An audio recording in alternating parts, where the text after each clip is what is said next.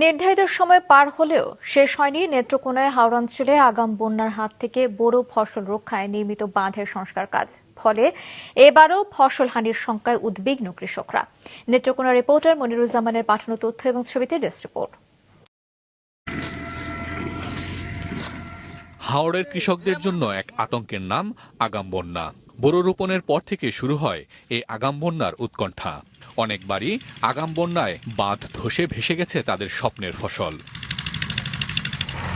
সময়মতো বাঁধের সংস্কার কাজ শেষ না করা সহ নানা অনিয়মের কারণে শেষ পর্যন্ত ক্ষতিগ্রস্ত হয় কৃষকই। এবছরও ফসল হানির আশঙ্কায় নেত্রকোনার কৃষকরা। সম্ভবত বাঁধটা দিলে আমরা নিশ্চিন্তে থাকি, বাঁধটা শক্ত মজবুত, আমরা জানি ফসলটা ঠিক মতো তুলতে পারি। বাঁধ নির্মাণ না করা হয় দ্রুত গতিতে, তাইলে আমরা এই ফসলটার যে রক্ষা হবে এটা আমরা বলতে পারছি না। জেলার মদন, মোহনগঞ্জ, খালিয়াজুড়ি সহ 7 উপজেলার হাওর অঞ্চলের প্রায় 43,000 হেক্টর জমিতে বোরো আবাদ হয়। আগাম বন্যার হাত থেকে সেই ফসল রক্ষায় ডুবন্ত বাঁধ রয়েছে 300 কিলোমিটার। বর্তমানে 136 কিলোমিটার বাঁধের সংস্কার কাজ চলছে। ব্যয় হচ্ছে 30 কোটি টাকা। তবে এই সংস্কার কাজ গত ফেব্রুয়ারিতে সম্পন্ন হওয়ার কথা থাকলেও এখনো তা চলছে ঢিলে তালে। আর 1 মাস আগে বাঁধ দিলে বাঁধটা দুর্বাজা লাগে গেলে সুন্দর হয়, বাঁধটা মজবুত হয়, বাঁধটা থাকবো, টিকবো। কখন তো বাঁধ টিকবো, পানি এলে তো যাবো গা। বাঁধ যদি পুরাটা হয়ে যায় তাহলে বাঁধ টিকবে, আর যদি পুরা ফাঁকা থাকে কোনো দিক দিয়ে কিন্তু পানি ঢুকে যাইবে।